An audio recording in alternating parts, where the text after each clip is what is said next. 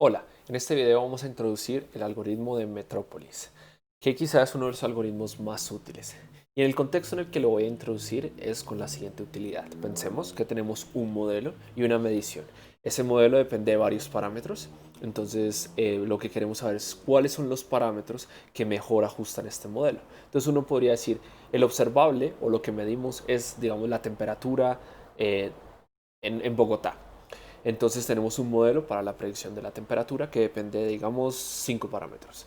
Entonces ponemos los parámetros que queramos y eso nos da un valor de temperatura y comparamos qué tan distante es ese valor con el medido. Entonces decimos, no, está muy lejos, volvemos a calcularlo. No está muy lejos, volvemos a calcularlo, volvemos a calcularlo. Estas evaluaciones en el espacio de 5 dimensiones nos van a dar una superficie. Entre mejor o entre más cercano sea ese parámetro, va a haber un pico en esa distribución de probabilidad, en inglés likelihood, y cuando los parámetros no son tan buenos, la probabilidad de esos parámetros va a ser bajita. Entonces necesitamos, y por eso es en ese contexto vamos a utilizar el algoritmo de Metrópolis para calcular esa distribución de probabilidad. Lo vamos a hacer a través de un ejemplo muy sencillo, empezando con una dimensión para hacer un sampling o un muestreo de una distribución gaussiana. Entonces empecemos. Otra vez queremos hacer una caminata. Recuerden Markov Chain Monte Carlo, MCMC. Markov Chain es esa cadena de Markov que vamos a construir, que es el resultado. Y Monte Carlo es el algoritmo de utilizar la parte aleatoria. Entonces, pensemos que tenemos una distribución de probabilidad f de x que queremos tener una cadena sobre eso para poderla entender.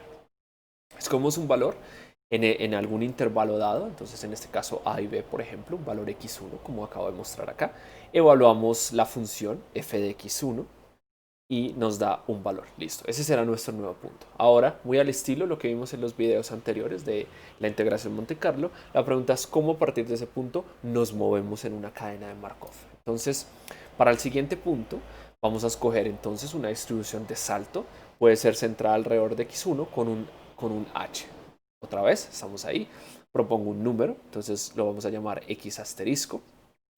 Y ahora la pregunta es, ok, quiero hacer un sampling. Recuerden que mi primer punto es x1. La pregunta es quién va a ser x2. Entonces lo que vamos a hacer es con base en esa distribución, cuál es ese x2. Entonces yo quiero que piensen esto, como recuerden, entre mayor sea más, entre el pico de esta distribución de probabilidad, es que mis parámetros son mejores para esa medición en particular. Entonces pensemos que nosotros somos como una hormiga que va a empezar a caminar por esa distribución y entre más picos más caliente. Entonces hagan de cuenta que siempre estamos buscando los lugares de mayor probabilidad. Sin embargo, este algoritmo, la gran, digamos, fortaleza consiste en que no siempre nos movemos en la dirección en la que más cambia la función, sino que a veces también bajamos y exploramos otras regiones y esa exploración completa nos va a dar la información de toda esa distribución. Entonces, recuerden, en este caso es de una sola dimensión. Uno diría, pero esto es como matar la pulga a ladrillazos. Pero recuerden que esto tiene sentido cuando tenemos muchos parámetros y evaluar esa función sería muy difícil. Entonces vamos hasta acá, ¿no? Empezamos con x1, proponemos un paso. En este caso nos dio a la derecha. Entonces vamos a evaluar lo siguiente. Si f de x asterisco es mayor que f de x1, recuerden el anterior, es decir, si es un lugar más probable, pensémoslo, más caliente o más alto en esta distribución que tenemos acá, de una vez lo tomamos. Entonces nuestra cadena de Markov iría x1, el propuesto se volvió en x2. No hay problema, continuamos. Si no, no se cumple, es decir, nos vamos a mover, y aquí es lo interesante del algoritmo, es decir, la propuesta nos dio en un lugar de menor probabilidad, o más frío, o de menos interés, por ejemplo, para este caso. Entonces noten que uno diría, no, no me muevo para allá, yo solo quiero encontrar las regiones de mayor densidad o de mayor probabilidad, perdón. Entonces lo que el algoritmo hace es, ok, vamos a dejarle esto que lo decida un número aleatorio. Entonces ese es el caso en el que proponemos un salto a un lugar de menor probabilidad. Entonces en ese caso generamos un número aleatorio entre 0 y 1, lo voy a llamar u, y me pregunto, si u es menor que f de x asterisco dividido entre fx1, eso se conoce como el Hastings ratio, la razón de Hastings. Si eso es así, noten que está mediado por un número aleatorio u, entonces lo acepto. Entonces noten que, ¿cómo vamos hasta ahora? Estoy en x1, propongo un paso. Si es de mayor probabilidad, aceptado, sin ningún problema. El punto es que si es de menor probabilidad, la aceptación está dada por esta razón de aceptación o razón de Hastings. Entonces puede ser, dado el número que nos dé, U, que está entre 0 y 1, esa razón, pues si se cumple que U es menor que esa razón, entonces se acepta. Y si no, x2 vuelve a ser x1. Entonces es en el estilo de lo que vimos con la integración Monte Carlo, ese punto en la cadena de Markov se repite. Hagan de cuenta que es como estoy en un nodo y vuelvo a ese nodo. Entonces en este caso quedaría x1 y otra vez el valor de x1. Pero si era la propuesta, recuerden que pudo haber sido aceptada, entonces podría ser x1 y un nuevo valor que podría ser de menor probabilidad. Entonces esto es lo que vamos a repetir n veces para tratar de hacer el sampling de esa distribución. Entonces vamos a ver un ejemplo bastante sencillo, y es, vamos a hacer la exploración de una gaussiana, que es 1 sobre raíz de 2pi sigma cuadrado, e a la menos x menos mu, mu es la media, sigma la desviación estándar. Entonces eso va a ser una gaussiana centrada en mu con desviación estándar sigma. ¿Listo? Cargamos nuestras librerías y voy a definir la función. Simplemente la acabo de escribir acá. Entonces x va a ser este x, mu, std lo llamado desviación estándar, y escribí la función. ¿Listo?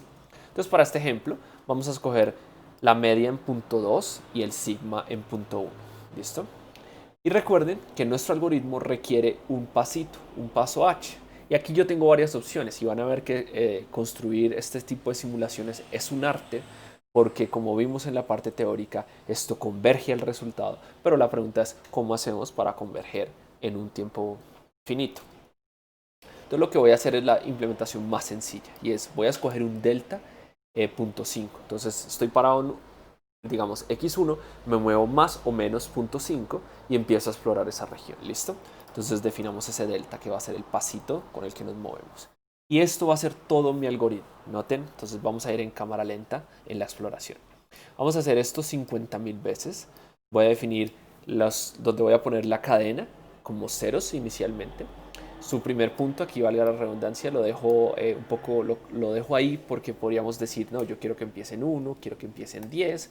Noten que yo sé que la media está en punto 2, o sea que el lugar más alto está en punto 2. Entonces uno diría, bueno, empecemos en 0. Realmente podría empezar en cualquier otro número, pero dejémoslo para empezar en 0. La aceptación va a estar en 0, entonces aquí falta un acepta. Entonces esta aceptación, no, está en español. Entonces empezamos en 0, ¿vale? Es decir, vamos a decir cuántas veces acepto las propuestas y las voy a tener en cuenta para saber de un total de, por ejemplo, 50.000 iteraciones del algoritmo, cuántas veces la propuesta fue aceptada. Entonces miren, este es todo el algoritmo.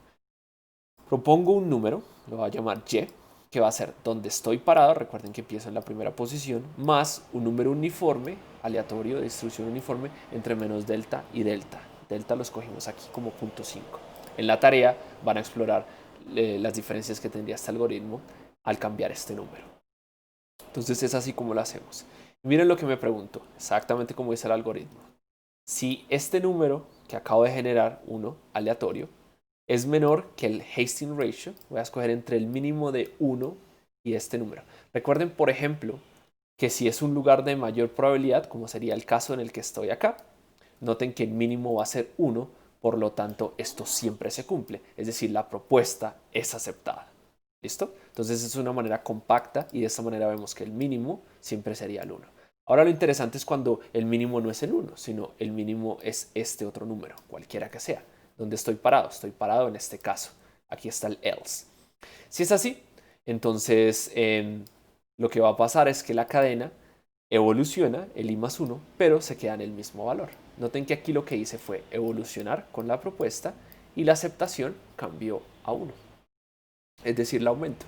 Y al final del día, el resultado va a ser lo que quede en la cadena x, que es el vector de n posiciones, y voy a decirle también que al final imprima cuántos fueron aceptados versus n para saber qué porcentaje fue de aceptación. Entonces corramos este algoritmo. Miren que son 50.000 iteraciones y no se demora mucho. Una aceptación del 31%. Entonces uno diría, ¿es eso bueno? ¿Es eso malo? Noten que es como la hormiguita que les decía. Propone una patica, la pone por allá y el algoritmo aleatoriamente, mediado por ese número aleatorio, le dice, no, no lo acepto. Eso quiere decir que el 70% de las propuestas no fueron aceptadas, o sea que la cadena se repetía. Grafiquemos el resultado y aquí es donde quiero que tengan la interpretación de este tipo de algoritmos y por qué es tan poderoso. Noten lo siguiente. Voy a hacer un histograma normalizado con 30 bins, cuadritos o columnas del histograma. Y también voy a hacer la figura de la gaussiana. Noten que hago una desde -1 a 1, la quiero graficar, hago 100 puntos y grafico nuestra función. Recuerden que estamos haciendo un sampling de esta función. Y noten que ese histograma de la cadena de Markov, permítanme se las muestro acá algunos números. Recuerden que esto es un vector de 50.000 posiciones, que empezamos en 0, luego se movió acá, se movió. Pero miren qué es lo interesante. Puede ser, en este caso, este no es el caso, que esta función sea muy difícil. Y recuerden que esa puede ser la función en la que estamos evaluando el modelo versus lo que se está midiendo. Entonces, calcular las propiedades teóricas de esto puede ser muy difícil, como por ejemplo, dónde está la media, dónde están sus mayores picos, dónde están los máximos. Incluso pensémoslo por un momento, tenemos una función de varias variables o varios parámetros, dónde es el máximo con respecto a las mediciones. Entonces uno podría hacer la derivada, porque sabemos entonces calcular la derivada, pero noten que serían derivadas parciales de muchos parámetros y podría ser que esto sea multivaluado, es decir, que hayan picos. Este algoritmo nos va a permitir hacer esto de una manera muy interesante. Entonces puede ser, para este no es el caso, que es sencillo calcular la media, la desviación estándar de esta función y además la podemos graficar, está en una dimensión. Pero recuerden, a medida que vamos a más dimensiones, no podríamos hacer una figura, no podríamos explorarla todo, no podemos hacer la integración a través de una cuadrícula. Entonces, ¿cuál es el resultado del algoritmo y por qué es tan poderoso? El resultado del algoritmo es una cadena. Esta es una cadena de Markov, recuerden, tiene todas las propiedades teóricas que vimos.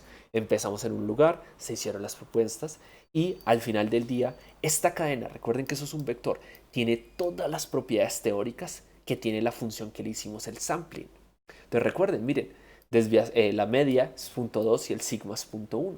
Acá está, media 0.2 numéricamente, desviación estándar 1. Recuerden, obviamente en numérico esto es casi un 0.2 y esto es un 0.1. Ahora, noten que esto es algo más interesante. En los anteriores módulos les enseñé a generar números aleatorios con distribución uniforme. Pero noten lo siguiente, aquí estamos generando números aleatorios con distribución gaussiana. Entonces, estos números, por ejemplo, permítanme les muestro los primeros 100. Tienen las propiedades teóricas de una gaussiana. No están generados uniformemente, sino que van a ver, y lo estamos viendo en el histograma, hay más números por acá, la media, y tiene la misma desviación. Fíjense que este algoritmo hizo un sampling bastante preciso. Si la distribución fuera mucho más complicada, como por ejemplo aquí nosotros podríamos hacer 2 picos o 3 picos, noten que lo más seguro es que el algoritmo sacaría los picos. Y eso puede ser muy difícil teóricamente, pero este es un ejemplo pequeñito en el cual lo estamos viendo. Entonces lo interesante es tener con esta cadena que tiene todas las propiedades estadísticas de la función que hicimos el sample. Entonces miren dos cosas que podemos aprender de momento. Primero, podemos generar números aleatorios que sigan cierta probabilidad. En este caso generamos números que siguen una probabilidad gaussiana. Pero también nos va a permitir hacer evaluaciones de funciones que tienen muchos parámetros para encontrar sus picos. Aquí sería muy sencillo decirle quién es el máximo, dónde está el máximo y poderlo calcular. Ahora, yo les digo, esto es una cadena. Miren la cadena. Queda muy difícil verla porque tiene 50.000 posiciones, pero grafiquemos las primeras 100. Esto es lo que estamos viendo. Miren, empieza en 0, se va por allá, va y vuelve, va y vuelve. Y esto se puede estudiar de esta manera. Entonces miren que va cambiando los resultados. Ahora, y lo van a explorar en la tarea. ¿Qué pasa si yo, por ejemplo, en vez de 0.5 hago un delta mucho más grande, como por ejemplo 1? Entonces volvamos a correr el algoritmo. Miren que la aceptación pasó del 31% al 15%, es decir, hubo mucho más rechazos. Y ya quizás no le está haciendo el sampling también, volvemos a tener, sin embargo el algoritmo está funcionando bastante bien. ¿Por qué? Porque tenemos muchos números. Pero entonces, ¿qué pasa si yo, por ejemplo, reduzco esto? Le digo, solo tengo computacionalmente hablando. Recuerden que la evaluación de esta función es en la mayoría de problemas de la vida real no difícil. Es decir, hagan de cuenta que tenemos un modelo atmosférico. Ir y evaluar ese modelo en un punto cuesta tiempo computacional y luego tocaría hacer este algoritmo. Entonces, cada vez que me pregunto cuánto vale esa función, puede ser un problema. Entonces, si eso, por ejemplo, fuera un segundo, imagínense, la evaluación de este algoritmo tomaría 1000 segundos. Pero claramente aquí esto se demora fracciones de segundos. Hacerlo 1000 veces no pasa nada. Entonces, miren, hagámoslo 1000 veces. Una aceptación del 15% y miren el resultado. Noten que ya no es tan bonito. Y uno podría decir, ok, acá está mi cadena de Markov, el resultado.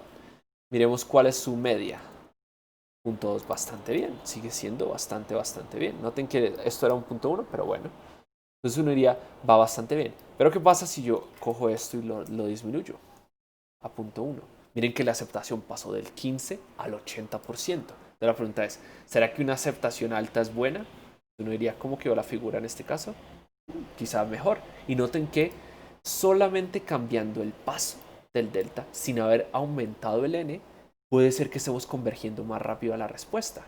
Entonces uno podría venir y mirar, miremos la media, mucho mejor que la antes, ¿recuerdan? Casi que le pegamos al siguiente decimal también, y esta está, aún mucho mejor. Noten la cadena completica, va explorando todas las regiones. Entonces, como van a explorar ustedes en la tarea, escoger cómo saltamos, o lo que vimos en la diapositiva, la distribución de salto, es también un arte. Y no existe la respuesta, existe para cada problema una quizá mejor aproximación. ¿Listo? Entonces veamos, antes de acabar este video, cómo funciona este algoritmo en cámara lenta. Entonces para eso voy a llamar de SciPy, de estadística, la distribución normal, su PDF, su Probability Density Function. Vamos a hacer esto solamente 5 veces. Entonces reinicializo lo que tenía antes para no sobreescribirlo. Y vamos a hacer lo mismo que hice arriba, pero la propuesta va a estar centrada en el número en el que estoy con una desviación estándar de 0.5. Y vamos a ver todo lo que hace el algoritmo aquí con estas funciones de imprimir en cámara lenta. Lo voy a correr solo 5 veces. Entonces noten qué pasa. El algoritmo empieza en 0, es decir, estoy en 0, y propone un valor de 0.6. Y va y calcula el Hastings Ratio. Noten que ese número, el Hastings Ratio tiene un valor muy pequeño. Acá está. Entonces diré, U es menor que esto. Ese valor es muy difícil. Y el número aleatorio generado fue este. Por lo tanto, el siguiente valor es otra vez 0. Es decir, esta propuesta rechazada. El algoritmo vuelve. Estamos otra vez en 0. Entonces recuerden, vamos 0 y 0. Proponemos un 7, un 0.7. Otra vez un Hastings Ratio muy bajito. No se acepta. Vuelvo a estar en 0. Propongo 0.5. Un Hastings sigue siendo muy bajito. Tal vez lo que podríamos hacer es cambiar el delta. Déjame ver si está acá. El delta podemos ponerlo, la PDF acá tendría que ser un sigma. Y cambiemos ese aleatorio, sí, dejémoslo por ahí en 0.2 para que no sean tan grandes esos saltos. ¿Listo? Volvamos a correr este algoritmo. Entonces noten, empezamos en 0, se propone este valor. El Hastings Ratio es muy difícil que el número aleatorio D lo permita, entonces no se movió. Noten que aquí no se mueve porque este Hastings Ratio es muy bajito, sigue siendo muy bajito, pero ¡pum! Acá nos da un Hastings Ratio mayor que 1. Entonces recuerden, en este caso es mayor que 1, por lo tanto quiere decir que estamos en el caso en el que se mueve a mayor probabilidad. Entonces noten, estamos en el valor de 0, se propone un 0.2 y se acepta. Estamos en 0.2, se propone un valor de 3.4. No se acepta. Miren que el Hastings Ratio nos da 0.5 y el número aleatorio era 0.86. Entonces aquí lo que pueden ver, ustedes también explorar esto, es a través de esto en cámara lenta. Entonces uno puede ver cómo evoluciona ese algoritmo, digamos, en el tiempo. Y van a ver que empieza en 0, miren, no se acepta, hasta que, pum, se acepta, se mantiene el mismo número. Y van a ver que ese delta va a depender bastante de este. Por ejemplo, si lo hago aún más chiquito, o por ejemplo, bien pequeñito, van a ver que muchos valores pueden que se acepten. Miren, empezamos en 0, se propone este, se acepta. Estamos en este, se propone este, se acepta. Y así sucesivamente. Entonces, al final del día, lo que obtenemos, y eso es lo que quiero que les quede de este video como la parte más importante. Al final tenemos una cadena de números, esta, que tiene todas las propiedades teóricas de una función, que fue la que le hicimos el sampling. Entonces piénsenlo, tiene por lo menos dos utilidades. La primera, para poder saber dónde estarían los picos y estudiarlas. Y la segunda es porque también podríamos generar números aleatorios con esa distribución. Entonces noten, por ejemplo, que ese sería el caso de la primera aplicación. Queremos generar números aleatorios. Yo les enseñé en los anteriores módulos cómo generar números aleatorios con distribución uniforme. Pero alguien podría decir, bueno, yo quisiera generar números aleatorios con una distribución de Poisson, como por ejemplo, cuántas personas entran al local que vendo acá en una farmacia, por ejemplo. Uno podría decir que el número de personas que entra es independiente del número de personas que ha entrado, ¿no? Es independiente del número de personas que va a la farmacia, por ejemplo, a menos de que estemos en una época de coronavirus o algo así. Pero podría uno asumir que son eventos independientes. Entonces la pregunta es, ¿cómo genero para mi simulación números que sigan una distribución de Poisson? Entonces lo que tocaría hacer aquí es, en vez de la gaussiana, poner una distribución de Poisson. Nosotros tenemos solo números aleatorios uniformes. Recuerden que ustedes saben construir su propio algoritmo. Aquí estoy utilizando los de Python. Y generar una cadena de números que satisfacen todas las propiedades teóricas de esta distribución. Y este algoritmo, que es bastante sencillo, como lo acabamos de presentar, es quizá de los algoritmos más utilizados hasta la fecha, con más aplicaciones. Lo que vamos a ver en los siguientes módulos es cómo utilizarlo para estimar parámetros, para comparar modelos y escoger qué modelo es mejor que el otro, pero para eso necesitamos los conceptos de la estadística bayesiana. Ahora, quizá este ejemplo es bastante simplificado, entonces no hay varios picos, solo tiene un pico, casi que no hubo problema para explorarlo. Uno podría darse cuenta, por ejemplo, que si yo empiezo muy lejos del pico, miren que el pico estaba en punto, donde lo escogimos, punto 2. Pero si empiezo muy lejos del pico y tengo un delta muy chiquito, uno podría caer en la cuenta y decir, este algoritmo se va a demorar un montón. Miren que la aceptación fue el 99%. Se va a demorar un montón. Empezamos en 20 y miren que no llegó nunca a la respuesta. Entonces uno puede darse cuenta a través de la exploración visual que esto no está andando bastante bien. Noten que él realmente no está oscilando alrededor de ningún valor, no sabemos qué está pasando. Si yo cambiara el delta, por ejemplo, pusiera un delta de, qué sé yo, 2, posiblemente logre encontrar un mejor valor, pero noten de que le cuesta mucho escapar, le cuesta mucho llegar a la solución. Entonces, de ahí la importancia de tener un buen punto para empezar, una distribución de salto y todas esas modificaciones de los algoritmos hay que tenerlas en cuenta para que converjamos a la respuesta en un tiempo finito. ¿Listo? Entonces en los siguientes módulos vamos a aprender cómo utilizar esta gran herramienta con pequeñas modificaciones para estimar parámetros, comparar modelos y poder hacer simulaciones Monte Carlo. Muchas gracias.